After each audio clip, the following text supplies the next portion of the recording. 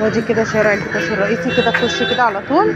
الشارع جاي من هنا اهو كده في وشي كده على طول هيبقى شارع القاعدة. عشان كده قلت لكم شارع كله حركة، شارع حي. في وشي كده الناحية التانية على طول هيبقى شارع القاعدة. طب نكمل احنا كده في وشي كده على طول. لو انا كملت كده العكس يبقى انا كده داخلة البطاش جوه شارع القاعدة اللي في الوش اوله ابو يونس. الشارع اللي جاي هيبقى شارع الزهور اللي اوله اسماك البحر. شارع الزهور اوله اسماك البحر. طيب كده شارع القاعدة اللي على اوله ابو يونس ودجاج. مشيت بقى العكس كده وانا كده طالعه البطاش بره طريق صبري.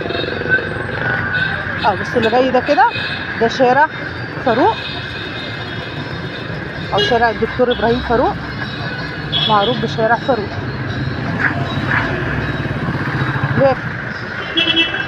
العنبي وبعديه شارع الحي.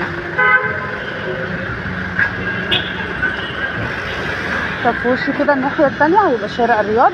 ده كده شارع الرياض.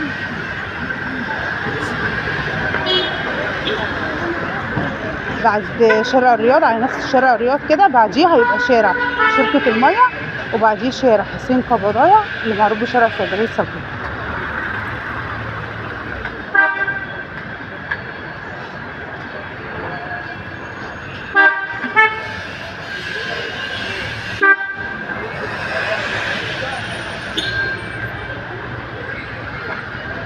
زحمة طبعا بقى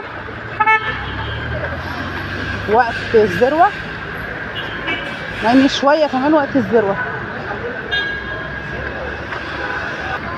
ده كده هيبقى شارع راس الكريم اللي جاي اوله اسواق الرضا، سوبر ماركت اسواق الرضا.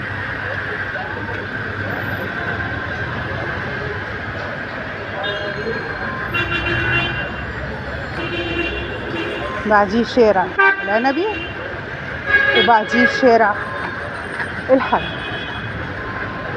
اشهر شوارع العجمي.